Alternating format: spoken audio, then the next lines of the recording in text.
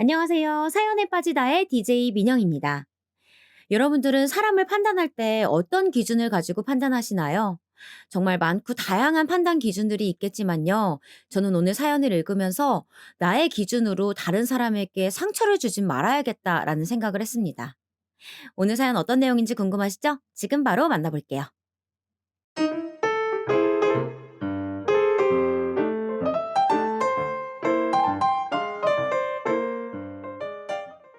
안녕하세요.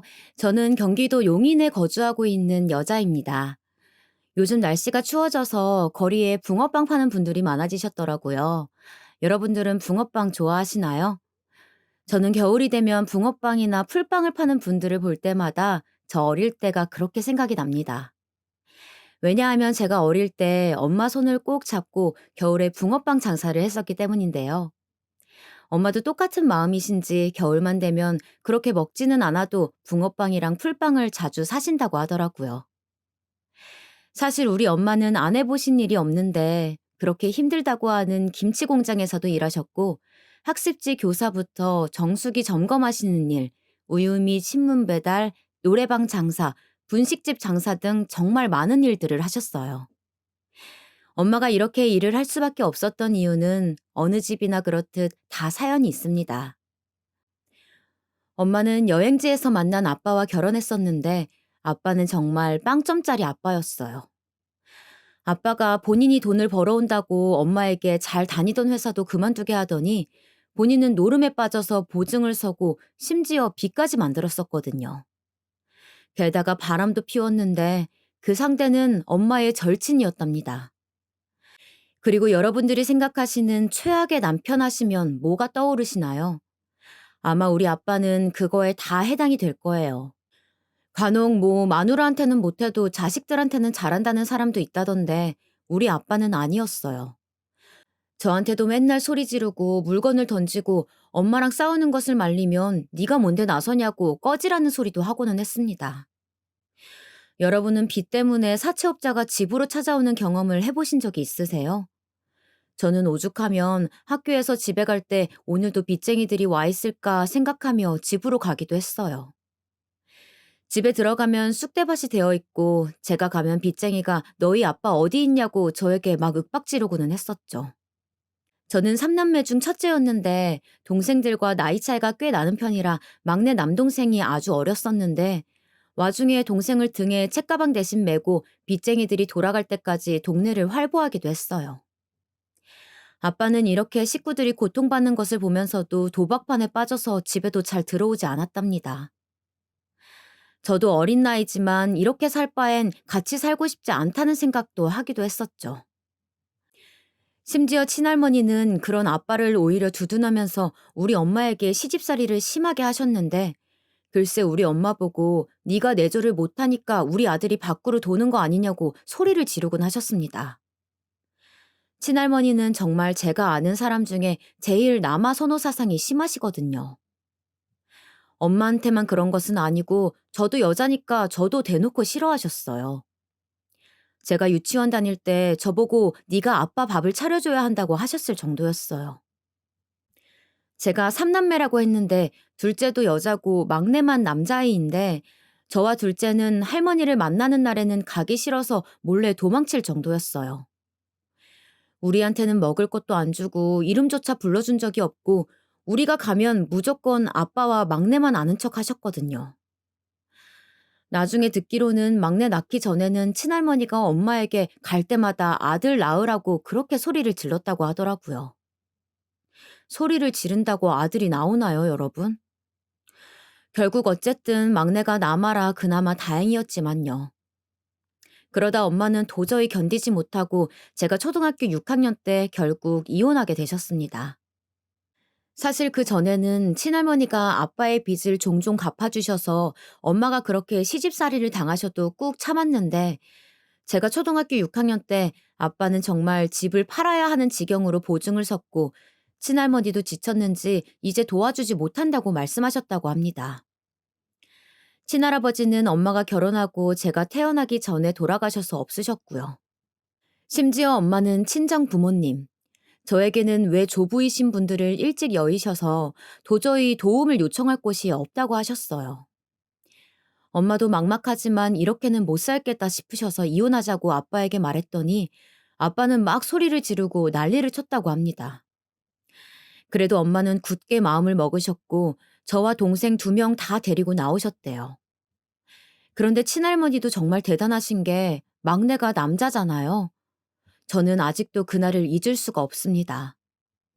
엄마가 아빠와 이혼하고 저희 셋을 데리고 급하게 동네에 아는 언니 집에 잠시 신세를 졌는데 글쎄 친할머니가 그 집으로 찾아온 거예요. 저와 둘째 동생은 둘 다 초등학생이었는데 제가 집에 와서 막내를 데리고 엄마가 일하는 식당으로 가려고 나왔는데 문 앞에 친할머니가 있어서 얼마나 놀랐는지 몰라요. 친할머니는 우리는 본 척도 하지 않더니 정말 말 그대로 막내를 제품에서 무 뽑듯이 뽑아서 데려갔습니다. 저와 둘째 동생은 너무 놀라서 울면서 할머니를 쫓아갔지만 아무리 그래도 아이가 어른 보폭을 따라잡을 수도 없고 힘에서는 밀리잖아요. 막내 돌려주세요, 할머니.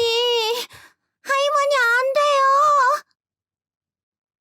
저와 동생이 울면서 막내를 끌어안고 도망치는 할머니를 따라가니까 동네에서 다들 쳐다보시고 도와주시려고 했는데요. 친할머니는 힘이 어찌나 좋은지 다 물리치고 악을 지르며 막내를 데리고 사라지셨습니다. 저는 막내를 뺏겼다는 충격이 너무 커서 그대로 엄마한테 가서 상황을 설명하고 울었는데 엄마는 괜찮다고 저를 달래고 바로 친할머니 집으로 가셨어요. 저도 같이 가겠다고 고집을 부려 같이 친할머니 집으로 찾아갔는데 글쎄, 친할머니가 뭐라고 하셨는지 아세요? 걔집 애들 키우면 됐지 뭔 아들까지 바래!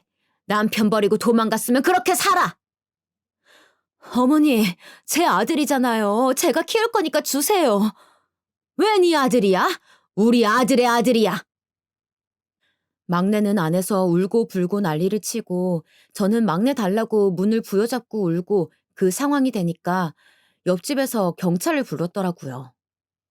경찰이 와서 얘기를 듣더니 할머니 보고 아이를 돌려달라고 했더니 할머니는 경찰이 뭔데 남의 사생활에 관심을 가지냐고 썩 꺼지라고 고래고래 소리를 지르셨죠. 오죽하면 그때 경찰 아저씨가 저희에게 이혼하길 잘했다고 하셨을 정도랍니다. 더 웃긴 건 그때 집에 아빠가 있었는데요. 아빠가 본인과 다시 재혼해주면 막내를 돌려주겠다고 엄마한테 그러더라고요. 초등학생인 제가 듣기에도 어이가 없었는데 엄마는 어떠셨겠어요? 심지어 본인 친구와 바람까지 난 남편과 어떻게 다시 만나겠어요? 당연히 엄마는 단호하게 거절하셨지만 아빠와 친할머니는 막내를 돌려주지 않겠다고 당당하게 나오셨어요. 애 데려가려면 돈이나 주던가. 애초에 네가 내조를 못하니까 내 아들이 밖으로 나돌았지. 심지어 친할머니는 막내를 데려가려면 아빠의 빚을 갚을 돈을 가져오라고 하셨습니다. 그렇게 엄마와 저는 막내가 안에서 아무리 울고 불고 난리를 쳐도 문을 열어주지 않으니까 어쩔 수 없이 그날은 집으로 돌아오게 되었어요.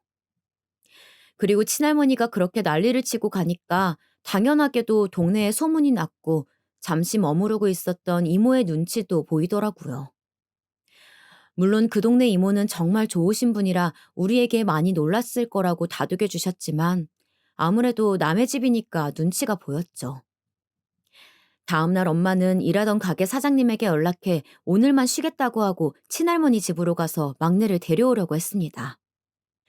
하지만 친할머니는 정말 지독하게 막내를 보여주지 않았고 아무리 경찰에 호소해도 도움을 받을 방법이 없었다고 해요. 저도 학교가 끝나자마자 집에 왔지만 집에서 저를 기다리고 있던 것은 엄마와 막내가 아닌 둘째 동생이었습니다. 그렇게 우리는 정말 눈 뜨고 막내를 빼앗기게 되는 줄만 알았는데 엄마는 결국 막내를 집으로 데리고 오셨습니다. 정말 우리 엄마지만 대단한 것 같아요. 제가 어떻게 데려왔냐고 묻자 엄마는 웃으면서 저에게 말씀해 주셨어요. 집 밖에서 내 아들 내놓으라고 소리 질렀지. 빚쟁이까지 집에 데려오고 친구랑 바람난 남편 버렸더니 아들까지 훔쳐가냐고 종일 소리 질렀더니 데려가라던데? 저는 그 당시 초등학생이었는데 그렇게 말한 엄마가 얼마나 자랑스럽고 대단해 보였는지 모르겠어요. 그렇게 막내를 데려온 엄마는 아빠와 할머니가 또 언제 이런 극악무도한 짓을 벌일지 모른다고 동네를 뜨자고 하셨습니다. 그렇게 우리 삼남매와 엄마는 버스를 3번이나 갈아타고 엄마도 우리도 평생 밟아본 적 없는 지역으로 가서 정착하게 되었어요. 사실 엄마가 결혼을 빨리 해서 그때 엄마의 나이도 30대 초반이었는데요. 지금 생각해보면 그 나이에 어떻게 애들 3명과 타지에 와서 정착했는지 몰라요. 정말 우리 엄마지만 대단하지 않나요, 여러분? 아무튼 그렇게 처음 타지에 와서 제일 먼저 집을 구해야 했는데 아무리 엄마가 뼈 빠지게 식당에서 일했어도 집을 당장 구할 만큼 돈이 많지는 않았어요. 그래서 모텔에 달방이라고 하죠. 급하게 방을 마련해서 거기서 학교도 다니고 엄마는 닥치는 대로 일을 하셨습니다. 엄마는 급한 대로 시장에 가서 시장 내에 있는 가게에 백반을 배달하는 일을 구하셨고 또 추가로 신문과 우유 배달 일도 구하셨어요. 저도 학교 가기 전에 일찍 일어나서 엄마와 같이 신문을 배달했는데 둘째와 막내는 재우고 엄마와 둘이 추운 새벽에 손을 호호 불어가며 배달했던 날은 절대 잊을 수가 없습니다. 그래도 마냥 싫었던 것은 절대 아니었고요. 오히려 재밌고 엄마와 둘이 있을 수 있으니 제 기억 속엔 좋은 기억으로 남아있답니다. 그렇게 우리는 정말 한 칸이지만 우리의 집도 마련하게 되었고 엄마는 그 후에도 붕어빵 장사부터 나무를 캐서 팔기도 하시고 그러다 어느 정도 돈이 모이자 노래방도 운영하셨어요. 저도 학교 갔다 돌아오면 노래방에 가서 청소도 하고 엄마 잠깐 쉬라고 카운터도 봐주곤 했답니다. 그때는 제가 고등학생이었는데 노래방에 친구들이 놀러 오면 당당하게 우리 가게라고 하면서 같이 놀기도 하고 서비스도 넣어주고 그러니까 학생들도 많았어요. 저는 우리 엄마가 너무 자랑스러워서 엄마 가게라고 일부러 친구들을 데려오니까 동생들도 친구들을 데려오고 그 동네에서는 유명한 노래방이 되었답니다. 그리고 가게 열기 전에는 집은 좁으니까 노래방에서 동생들과 공부를 하곤 했는데요. 저는 그 당시에 제가 성공할 수 있는 한 가지 방법은 공부 하나뿐이라고 생각해서 정말 열심히 공부했어요. 사실 엄마가 서울대를 나오셨기 때문에 제가 막히는 부분이 있으면 엄마는 옆에서 같이 고민도 해주고 하셨습니다. 엄마는 서울대 나와도 남자 하나 잘못 만나면 인생 망한다고 늘 저에게 공부보다 사람을 볼 줄 알아야 한다고 하셨죠. 엄마는 서울대를 나오셨지만 우리 삼남매에게 공부를 전혀 부담을 주는 편은 아니었어요. 공부는 누가 시킨다고 하는 게 아니고 본인의 의지가 있어야 하는 거라고 하셨죠. 저는 처음에는 공부의 중요성을 몰랐는데 사실 돈 때문에 공부를 열심히 하게 되었어요. 공부에서 어느 정도 순위 안에 들게 되면 우리 학교에서는 장학금을 주었는데요. 그렇게 되면 제 학비는 벌 수 있으니까 그것 때문에 공부를 시작했습니다. 학교에서도 제 사정을 아시는 선생님들께서는 문제집도 주시고 장학금을 받을 수 있는 곳들도 많이 주선해 주셔서 얼마나 감사했는지 모르겠어요. 지금도 제 학창 시절 선생님들께는 한없이 감사한 마음밖에 들지 않습니다. 영인아, 대학 합격 발표 났어. 정말 축하해. 그동안 고생 많았어. 그렇게 장학금 때문에 시작한 공부는 저를 서울에 있는 유명 여자대학교에 입학시켜 주었어요. 선생님들이 먼저 확인하시고 저에게 축하한다고 말씀해 주셨는데 정말 저는 믿을 수가 없었어요. 사교육 하나 없이 입학하리라고는 생각도 하지 않았거든요.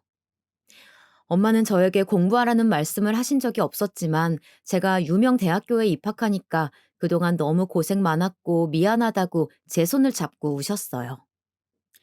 그렇게 힘든 순간들이 많았는데도 절대 우리 앞에서 운 적이 없던 엄마였는데 제가 명문대에 입학하니까 저에게 미안하다고 우시더라고요. 그 모습을 지켜보는데 저도 마음이 아팠습니다. 엄마가 저희를 키우느라 고생하신 것은 옆에서 보면서 자랐으니 당연히 알지만 저도 장녀로서 엄마를 돕느라 힘들기도 했거든요. 힘들다는 의미가 엄마를 원망한다는 뜻은 절대 아니지만 저도 남들만큼 돈이 있었다면 현실이 이렇지는 않지 않았을까 하는 마음이 든다는 뜻입니다. 또 제가 장녀라서 동생 두 명을 엄마처럼 키워야 했는데요. 그것도 어렸던 저에게는 힘든 일이었어요. 물론 우리 동생들은 너무 착해서 그런 가정 환경 속에서도 엄마와 제 속을 썩이지 않고 너무 바르게 잘 자라 주었지만 현실적으로 부족한 환경 속에서 남을 탓하지 않고 자란다는 게 얼마나 힘든지 가난하셨던 분들은 아실 거예요. 저도 학교에서 선생님들이 많이 도와주셨지만 사실 정말 힘들게 공부했었거든요. 사교육 없이 서울에 있는 대학에 진학한다는 것은 정말 이렇게 간단히 말하기로는 힘든 과정이었어요. 그래서 제가 대학에 입학하고 가장 먼저 한 일은 교육 봉사였습니다. 비교적 형편이 안 좋은 아이들을 위해 무료로 과외를 해주는 일이었는데 저는 서울에 있는 어느 초등학교에서 방과 후 교육 봉사를 하게 되었어요. 그리고 거기서 생애 첫 남자친구를 만나게 되었습니다. 저는 영어 담당이었고 남자친구는 수학 담당이었는데 각자 맡은 반이 똑같아서 자주 얘기하다 보니 친해져서 급속도로 가까워졌어요. 마침 남자친구는 제가 다니고 있는 학교 바로 옆 학교에 다니고 있어서 교육 봉사를 하지 않는 날에도 둘이 만나기에 아주 편해서 우리는 거의 붙어 다니기 시작했습니다. 남자친구도 제가 첫 여자친구여서 둘이 첫 연애를 했는데 정말 딱 대학생만 할 수 있는 연애를 했어요. 그리고 제가 대학에 가고 나서는 교육봉사 말고 학원에 가서 강사도 하며 돈을 벌었는데 그 돈은 필수 용돈을 제외하고는 다 동생들 교육비에 쓰였습니다. 대학에 장학생으로 입학했지만 그 장학생을 유지하려면 학점은 어느 정도 보장이 되어야 했기 때문에 공부도 정말 열심히 했어요. 교육봉사와 학원에 가는 시간을 제외하고는 늘 도서관에서 전공 공부를 했습니다. 방학 때도 다른 동기들은 해외여행도 가고 시간 맞는 동기들과 놀러도 가던데 저는 방학이 되면 오히려 학원에서 살며 방학 특강을 해서 돈을 벌고는 했어요. 그러다 보니 남자친구와 데이트는 매일 할 수가 없었는데 남자친구는 이 부분을 많이 서운해 하더라고요. 남들처럼 한강도 가고 시간 내서 좋은 곳 구경도 가자는데 저는 그럴 수가 없었고 점점 시간이 지날수록 다툼이 심해졌습니다. 저는 남자친구 군대도 기다려 주었는데 오히려 남자친구가 군대에 있을 때가 마음이 훨씬 편했을 정도로 시간 낼 수가 없었어요. 저는 남자친구가 이런 제 상황을 이해할 줄 알았는데 오히려 서운함을 토로하기에 결국 저는 헤어지자고 말하게 되었습니다. 물론 남자친구는 좋았지만 제 상황이 연애할 상황이 도저히 아니었던 거죠. 그리고 저는 새로 남자친구를 사귀지 않고 오히려 과외를 시작해서 돈을 더 벌기 시작했습니다. 그렇게 몇 달이 지났는데 남자친구가 우리 학교 앞으로 찾아와서 저보고 얘기하자고 하더라고요. 그렇게 카페에 가서 얘기하는데 남자친구가 앞으로 저를 이해하도록 노력할 테니 다시 만나자고 하길래 그렇게 저희는 다시 연애를 시작하게 되었어요. 다시 사귀기 전에 저는 일주일에 한두 번은 시간은 낼 수 있지만 그 이상으로는 힘들다고 분명히 말하고 사귀기 시작했습니다. 그렇게 우리는 계속 사귀게 되었고 저는 무사히 졸업해서 서울에 있는 대기업에 입사도 하게 되었어요. 대학 시절 내내 놀지도 못하고 오히려 공부하고 돈만 벌었던 기억밖에 없었는데 취업까지 하고 나니 이제야 숨통이 트이는 기분이 들었습니다. 저는 그래서 요즘도 제 대학 시절 생각을 하면 기억나는 것은 도서관뿐인데요. 정말 축제니 MT니 미팅이니 그런 것들은 제 인생에서 경험해 본 적이 없었기 때문이에요. 그렇다고 아쉽거나 후회되지는 않지만 동시에 제 동생들은 저처럼 살지 않기를 바라게 되었습니다. 그래서 동생들에게 월급을 받으면 용돈도 두둑하게 주었고 엄마한테도 그동안 고생을 너무 많이 했으니까 이제 고생하지 말고 살라며 생활비도 많이 주었어요. 사실 대기업에 취직하긴 했어도 어차피 신입사원이라 돈이 그리 크지 않았는데 그래도 가족들에게 제 돈이 들어간다고 생각하니까 마음이 편하더라고요. 대학생 때와 별반 다르지 않던 용돈을 썼지만 결코 아쉽거나 슬프지 않았습니다. 그리고 저는 동시에 남자친구에게 정말 고마운 마음이 들었는데요. 저는 휴학도 한 번 하지 않고 바로 졸업했고, 대학 졸업식 전에 취업을 하게 되어서 남자친구보다 더 먼저 직장인이 되었는데, 가족들에게 생활비로 월급의 절반을 넘게 보내야 해서 여전히 데이트할 때 돈은 많이 부담하지 못했어요. 그래도 남자친구는 본인이 더 여유 있으니 괜찮다고 하며 계속 제 곁에 있어 주었습니다. 이렇게 계속 남자친구와 만나다 결혼하면 얼마나 좋을까 생각하며 살고 있었는데 인생이 정말 쉽지 않더라고요. 제가 직장에 들어가고 몇 년 뒤에 동생 두 명도 대학에 입학하게 되어 가족 전체가 서울에서 살기 시작했었어요. 정말 감사하게도 동생들도 공부를 열심히 해서 둘 다 서울에 있는 학교로 진학하게 되었는데 특히 동생은 서울대에 진학하게 되었습니다. 저도 엄마도 서울대는 기대도 하지 않았는데 본인이 막내로 누나들과 엄마에게 너무 많은 도움을 받고 살았다며 이제부터 효도하겠다고 하는데 정말 저도 모르게 눈물이 나오더라고요. 저와 같이 동생들도 둘 다 장학금을 받고 입학했고 입학 후에도 아르바이트를 열심히 하며 엄마에게 손 벌리지 않고 살았어요. 그 덕분에 엄마도 우리를 키울 때만큼은 힘들지 않게 되었고요. 어차피 동생들도 서울이고 제 직장도 서울이니 엄마에게 서울로 올라오라 하고 우리 가족은 다시 서울에서 다 같이 살게 되었습니다. 물론 남들이 사는 그런 좋은 아파트는 아니고 주택이었지만 어디 살든 뭐 어떤가요? 무엇보다 가족들이 한 집에서 사는 게 얼마나 포근하고 따뜻한지 모르겠더라고요. 저도 동생들도 이제 성인이 되었으니 엄마는 좀 마음 편하게 소일거리만 하셨으면 좋겠는데 엄마는 우리에게 부끄러운 모습을 보이면 안 된다고 하시면서 계속 일을 많이 하셨어요. 공장에도 나가시고 식당 일도 하시길래 제가 엄마 너무 무리하지 말라고 하면 평생 이렇게 일해와서 오히려 집에 있으면 불안하다고 하셨죠. 그렇게 다시 서울에서 살고 있었는데 어느 날 제가 퇴근하고 집으로 왔는데 가족들이 심각한 얼굴을 하고 있더라고요. 왜 그래? 무슨 일 있어? 다들 표정이 왜 그래? 제가 물어보자 엄마가 한숨을 푹 쉬더니 저에게 말을 꺼냈는데 정말 충격적이었어요. 영인아, 아빠가 여기를 어떻게 알았는지 찾아왔어. 나 정말 깜짝 놀랐다. 이게 무슨 일이니? 뭐라고? 도대체 아빠가 여기를 어떻게 알아? 아니, 자세히 좀 말해봐. 저는 정말 너무 놀라서 아무 말도 할 수가 없었어요. 아빠가 우리를 찾을 수가 없었던 게 엄마와 아빠가 이혼하기 전에 살았던 곳은 경상도였기 때문이에요. 서울에서 기차로도 3시간이 걸리는 곳인데 여기를 어떻게 알고 찾아왔을까요?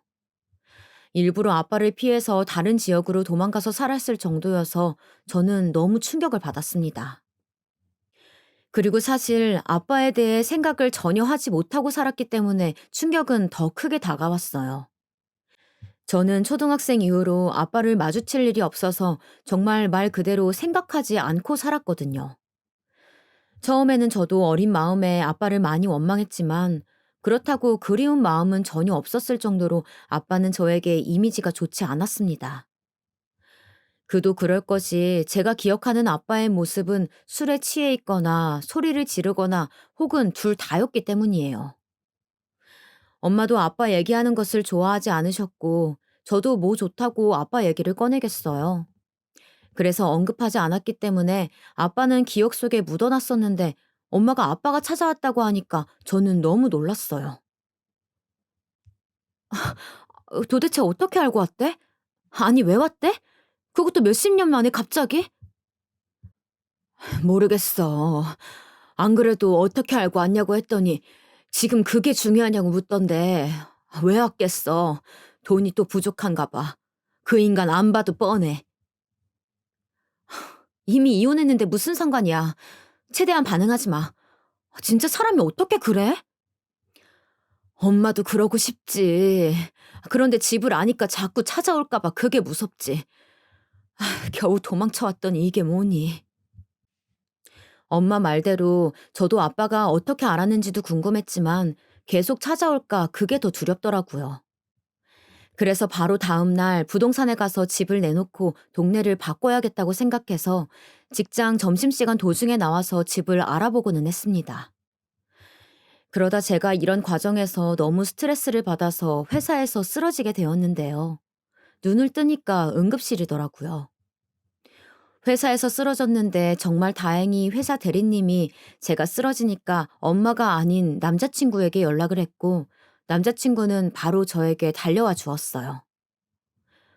영인아, 무슨 일 있어? 아, 요즘 왜 그래? 안 그래도 너무 피곤해 보여서 물어보려고 했어. 자기야, 놀라지 말고 잘 들어.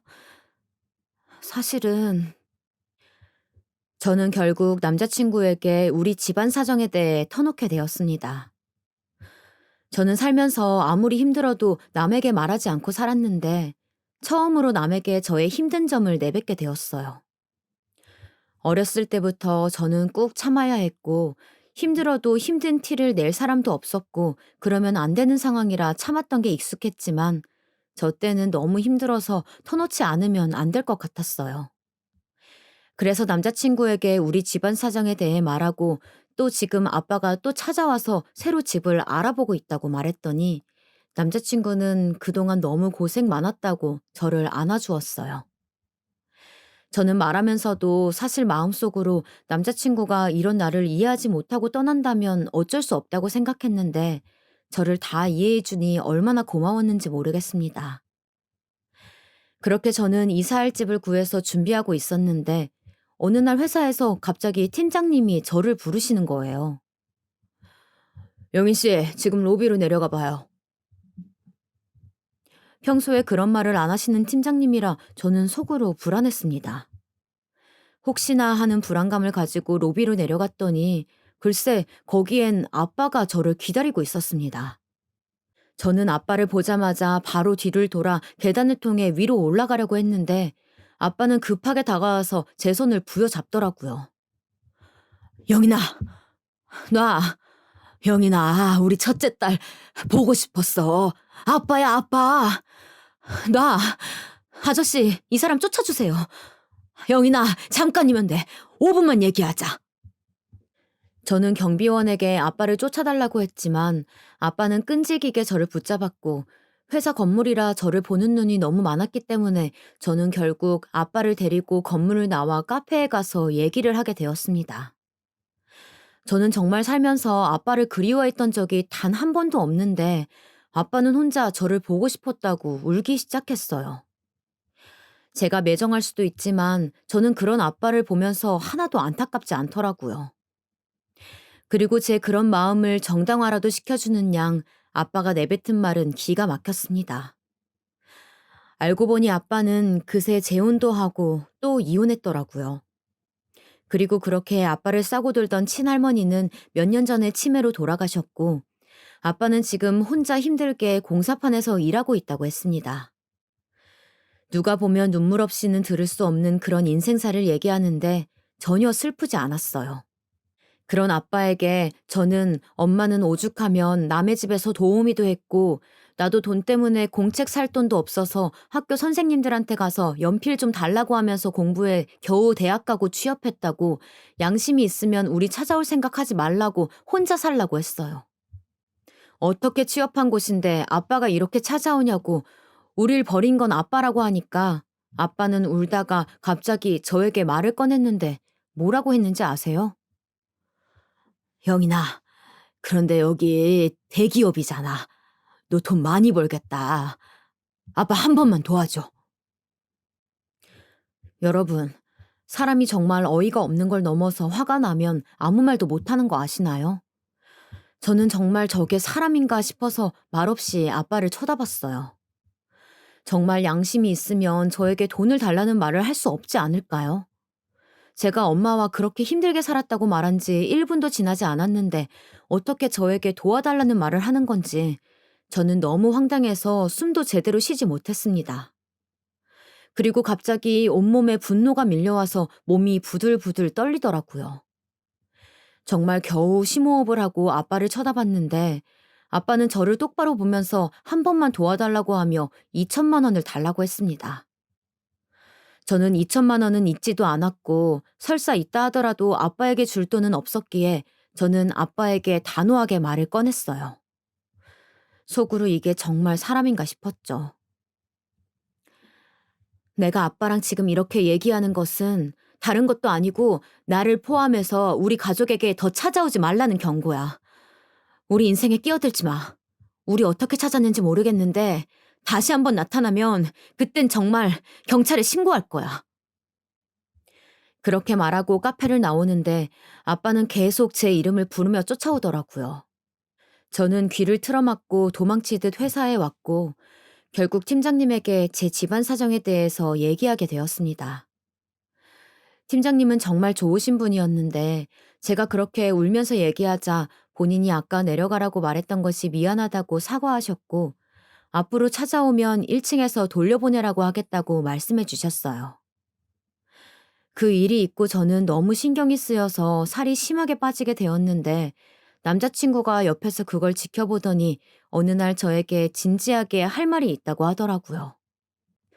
저는 이별을 말하려는 건가 싶어 남자친구와 식당에 갔는데 남자친구 입에서 나온 말은 이별이 아닌 결혼이었습니다. 영인아, 결혼하자. 내가 다른 건 몰라도 너를 더 행복하게 해줄 순 있을 것 같아.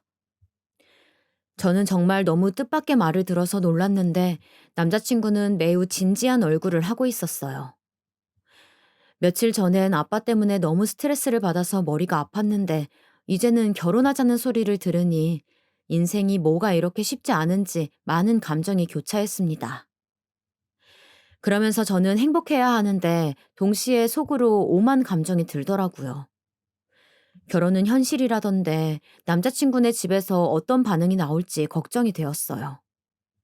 혹시 재민 씨 집은 우리 집에 대해 아는 거 있어? 우리 부모님은 편견이 없으신 분들이야. 자기를 오히려 보듬어 주실 거야. 우리 부모님 정말 따뜻하신 분들이셔. 걱정하지 마. 저는 남자친구 말만 듣고 완전히 마음을 놓을 수는 없었지만 그래도 일단 인사는 드려보자 생각이 들어서 바로 주말에 남자친구네 집으로 인사를 가게 되었어요. 그래도 대학생 때부터 남자친구와 자그마치 몇 년을 만났는데 부모님 얼굴을 보는 것은 처음이라 많이 긴장한 상태로 백화점에서 좋다는 선물도 몇 시간 골라서 사가게 되었습니다. 안녕하세요. 처음 뵙겠습니다. 어서 와요. 얘기 많이 들었어요. 한국여대 졸업해서 대기업에 다닌다면서요? 재민이에게 얘기 많이 들었어요. 예비 시모는 저를 보자마자 제 학교와 직장을 얘기하며 저를 맞이해 주셨어요. 저는 어색하게 준비한 과일 바구니와 꽃다발을 선물로 드리고 식탁에 앉아 예비 시부모님과 시누이를 마주하게 되었습니다. 남자친구네 집은 아주 잘 사는 재벌은 아니었지만 그렇다고 우리 집처럼 가난하진 않았고 그냥 정말 평범한 집이었어요. 아버지는 중소기업을 다니시고 어머니는 동네에서 옷가게를 하시더라고요. 정말 밥을 먹는데 밥이 입으로 넘어가는지 코로 넘어가는지 모른 채로 인사를 드리고 집을 나왔습니다. 사실 밥 먹는 내내 긴장해서 얘기를 많이 듣지는 못했는데 예비 시부모님은 저를 마음에 들어 하시는 것 같았어요. 저한테 명문대생이라 좋다고 하시며 똑똑한 며느리가 들어와서 좋다고 하셨거든요. 그러면서 예비 시모는 저에게 가족에 대해 조심스럽게 물어보셨는데 저는 그냥 정말 있는 그대로 대답했습니다. 동생 2명이 있고 아버지는 초등학교 때 이혼하셔서 지금 왕래 없이 지낸다고 하니까 남자친구가 부모님에게 미리 얘기를 하지 않았던 것인지 처음엔 2분 다 놀라시더라고요. 아무래도 어른들이라 이혼 가정에 대해 편견이 있으신 건가 싶었는데 그래도 어떻게 넘어갔던 것 같아요. 아마 반대하기엔 제가 명문여대를 나오고 직장도 남자친구보다 훨씬 좋은 곳을 다니니까 일단 대놓고 반대하진 않으신 것 같았죠. 그리고 저도 남자친구를 우리 집으로 데려가서 엄마와 동생들에게 보여주었는데 정말 의외로 둘째 동생이 남자친구를 반대하더라고요. 언니, 뭔가 내가 이런 말 하면 웃길 텐데 예비 형부 눈빛이 이상해. 아니, 다른 것도 아니고 눈빛이 이상하다는 건 또 뭐야? 아니, 딱 보면 알잖아. 예비 형부는 눈빛이 그렇게 좋은 것 같진 않아. 엄마는 어때? 엄마도 눈빛이 별로 같아? 말해줘. 몇 번 더 보면 알겠지. 아직은 모르겠다.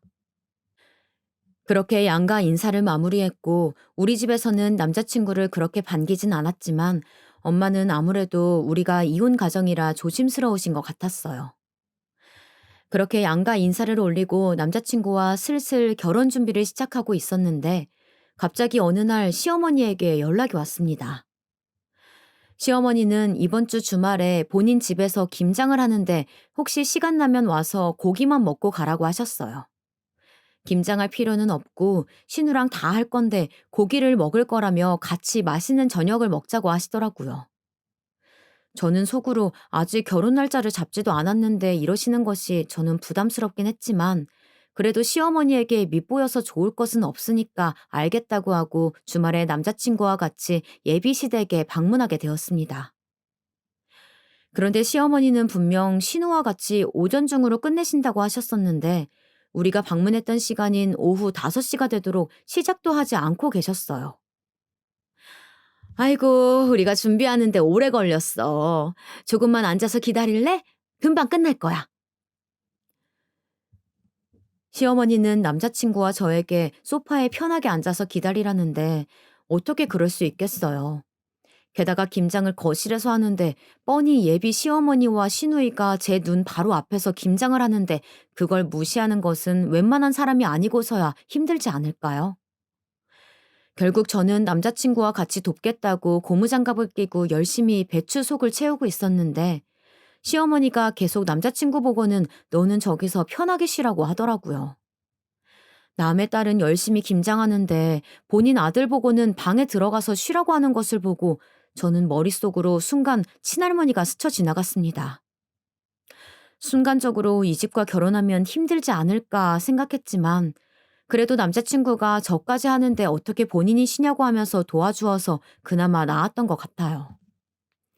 그렇게 다 같이 김장하고 고기를 먹는데 저는 태어나서 김장을 한 게 처음이었거든요.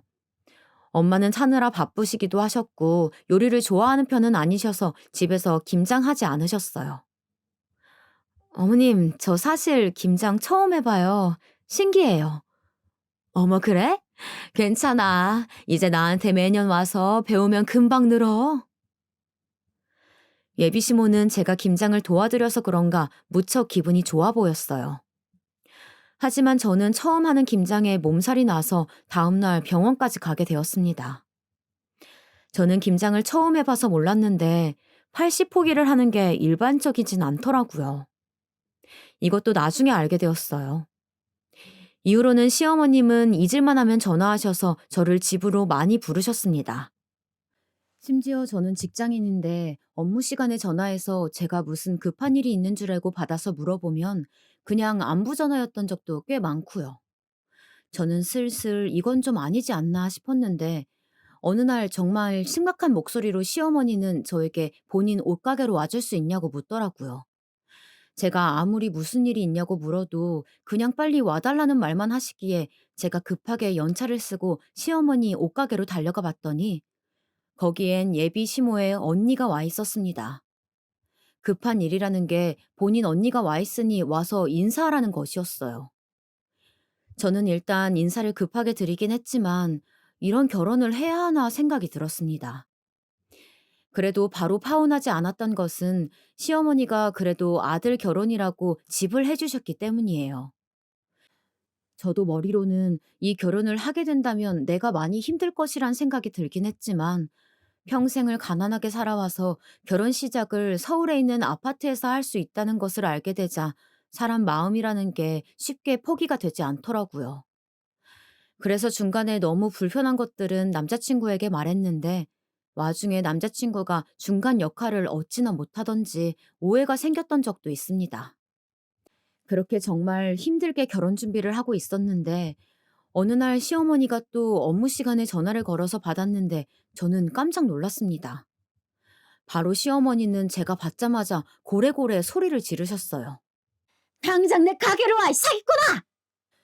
저는 저보고 사기꾼이라고 하며 당장 오라는 말에 도대체 이게 무슨 소리인가 싶어서 또 연차를 쓰고 바로 가게로 달려갔는데요. 저는 가게 문을 열자마자 정말 기절하는 줄 알았습니다. 왜냐하면 거기엔 우리 아빠가 있었거든요. 아빠, 아빠가 여긴 무슨 일이야? 지금 뭐 해? 시어머니는 저를 보자마자 저에게 달려들더니 이 사기꾼아 소리를 지르며 악을 쓰셨습니다. 아니, 일단 진정하세요. 제가 무슨 사기꾼이라는 거예요? 너희 엄마 노래방 했다며? 그렇게 천박하게 살았으면서 그걸 감히 속여?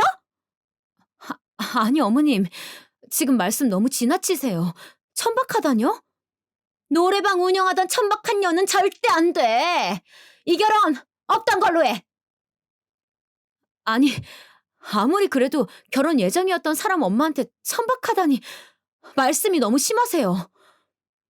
어디서 큰 소리야? 당장 나가! 무슨 낯짝으로 이래?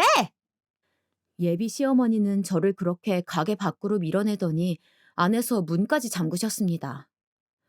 저는 너무 황당하고 또 분노가 차오르더라고요. 상황을 보니까 아빠가 어떻게 알았는지 시어머니 가게에 가서 우리 집 사정을 구구절절 말한 것 같던데 아빠한테 화나는 것은 정말 당연했고 저는 무엇보다 시어머니가 우리 엄마를 감히 천박하다고 한 게 도저히 용서되지 않았습니다. 제가 아무리 서울에 있는 아파트에서 신혼생활을 할 수 있다고 해도 우리 엄마를 저렇게 표현하는데 어떻게 저런 집안과 결혼할 수 있겠어요? 저는 우리 엄마가 우리 삼남매를 어떻게 키웠는지 누구보다 잘 알고 있기 때문에 파혼은 당연했고 너무 화가 나서 정말 얼굴이 새빨개진 채로 몸을 부들부들 떨었습니다. 그래서 남자친구에게 전화해서 상황을 설명하고 저도 소리를 질렀어요. 우리 파혼해! 남의 집 엄마한테 천박하다니 그게 무슨 소리야? 진짜 나야말로 수준 떨어져서 너희 집이랑 결혼 못해. 뭐? 따뜻하신 분들? 장난하니? 남자친구는 저에게 일단 진정하라고 하며 본인이 가게로 오겠다고 했는데 저는 이미 너무 속상해서 길거리에 주저앉아 울기 시작했어요. 아빠는 그 사이 가게에서 나오더니 저를 보고 미안하다고 하면서 본인 의도는 그게 아니었다고 하더라고요. 하지만 아빠의 의도가 무엇이든지 저는 상관없었어요. 아빠가 제발 우리 가족 앞에서 사라졌으면 바랬습니다. 제발! 우리 가족 앞에 나타나지 마! 제발! 제발! 제발 부탁이야! 제가 지나가는 사람이 쳐다볼 정도로 악을 쓰며 울며 소리치자 아빠는 정말 미안하다고 하고 사라졌습니다. 남자친구가 곧 도착해서 저를 달래니까 시어머니가 안에서 나오더니 천박한 애랑 헤어지라고 남자친구한테 그러더라고요. 저기요, 아줌마. 이제 어머니도 아니지. 아니, 사람한테 천박하다고 하는 당신은 뭐 얼마나 잘났는데? 뭐? 저리 안 꺼져? 진짜 뭐 이런 게 다 있어. 저리 썩 꺼져! 시어머니는 심지어 제 어깨를 뒤로 밀더라고요. 어찌나 세게 밀던지 저는 휘청하며 주저앉게 될 정도였습니다. 저는 남자친구에게 앞으로 살면서 마주치지 말자고 하고 집으로 바로 돌아가려는데 어찌나 눈물이 나오던지 멈출 수가 없었어요. 우리 엄마가 천박하다고 들을 정도로 부끄럽게 살았으면 몰라 절대 아니거든요. 그 추운 겨울에 돈 몇백 원이라도 벌겠다고 온갖 허드렛 일이란 일은 다 했고 저희한테 부담 주지 않겠다고 돈 없다는 소리는 한 적도 없으세요. 우리가 눈치로 우리 집이 가난한 것은 알았어도 엄마는 한 번도 우리에게 돈 없으니 너희한테 줄 돈 없다고 한 적이 없어요. 저는 엄마가 정말 잠도 포기하고 본인의 인생을 완전히 포기하고 우리 삼남매 키워보겠다고 고생한 것을 누구보다 너무 잘 아니까 집에 오는 내내 엉엉 울었습니다. 사람들이 저를 쳐다보는 시선이 느껴졌지만 그런 것들은 전혀 신경도 쓰이지 않았어요. 그렇게 집에 도착했는데 또 울면서 집에 들어갈 수는 없었습니다. 그렇게 집에 도착했지만 들어가지도 못하고 집 앞에서 겨우 진정하고 집에 들어가서 아무 일도 없었던 것처럼 행동했어요. 하지만 딸이 있으신 분들은 아실 텐데 아무리 감정을 숨겨도 엄마는 단번에 알아보았습니다. 동생들은 자고 저는 잠을 쉽게 이루지 못해 깨어 있었는데 엄마가 조심스럽게 저에게 묻더라고요. 영희나, 혹시 시댁이랑 무슨 일 있었니? 아니야. 그냥 회사에서 혼나서 그래. 엄마한테 차마 제 입으로 엄마가 천박하다는 소리를 들었다는 말은 절대 하지 못하겠더라고요. 그렇게 저는 다시 출근해서 일하고 있었는데 남자친구에게 연락이 와서 받았더니 본인이 미안하다고 일단 만나서 얘기하자고 하길래 우리는 끝난 거라고 다시 말하고 연락 자체를 차단했습니다. 그렇게 일주일이 지났는데 그날도 회사에 있었던 날이었어요. 막내에게 급하게 연락이 오더라고요. 그 누나 지금 바빠? 아니, 엄마 지금 화난 채로 누나 시어머니네 가게로 달려갔어. 뭐? 그게 무슨 소리야? 자세히 설명해봐. 누나한테 무슨 일 생긴 줄 알고 엄마가 매형한테 전화했는데 그동안 있었던 일을 매형이 엄마한테 다 말했나 봐. 엄마 지금 누나한테 예비 시모가 밀치고 막말하고 김장 부르고 그랬던 거 알고 나서 눈 뒤집혀서 찾아갔어. 저는 그 말을 듣자마자 바로 또 연차를 쓰고 시어머니 가게로 달려갔습니다. 급하게 택시를 불러서 시어머니 가게에 도착했더니 다행히도 제가 더 먼저 도착했더라고요. 시어머니는 저보고 여기가 어디라고 오냐고 당장 나가라고 또 제 등을 밀치며 밖으로 밀었습니다. 그런데 정말 딱 그 순간에 엄마가 그 광경을 목격하셨고 엄마는 달려와서 시어머니를 밀치셨어요. 내 딸한테서 손 떼! 어디서 감히 이래! 어머? 이 천박한! 아우, 수준 떨어져. 교양 좀 챙겨요. 못 살아서 그런가. 이런 것도 모르네. 천박? 너 말 잘했다. 너 고졸 출신이지? 나 서울대야, 이년아. 엄마는 그렇게 말하며 품에 있던 서울대 졸업장을 꺼내셨어요. 엄마는 시어머니에게 아주 당당하게 말씀하셨습니다. 나도 서울대고 우리 아들도 서울대야. 당신 아들은 고작 서울 끄트머리 대학이잖아. 누가 누굴 보고 청박하대? 심지어 내 딸이 대학도 더 좋고 돈도 더 많이 벌어. 정신 차려! 뭐? 노래방 운영했던 천박한 게 어디서 큰 소리야? 노래방이 뭐 어때서? 너처럼 아들 못 키운 것보단 훨씬 자랑스러워. 그러는 너는 옷가게 운영하면서 누가 보면 재벌집인 줄 알겠다. 내 딸 아까워서 이런 천박한 집에 시집 못 보내. 엄마는 그렇게 말하고 제 손을 잡고 가게를 나오셨어요. 알고 보니 졸업장을 가지고 오느라 늦었다고 하더라고요. 저는 엄마가 타인에게 이렇게 화내는 것을 처음 봐서 내심 놀랍답니다. 아휴, 남한테 이렇게 화내본 게 처음인데 엄마 잘했니? 그러면서 저에게 본인이 잘 싸웠냐고 묻는데 저는 그 순간부터 웃음을 참을 수가 없었어요. 정말 우리 엄마지만 여전히 대단하고 멋지고 웃기더라고요.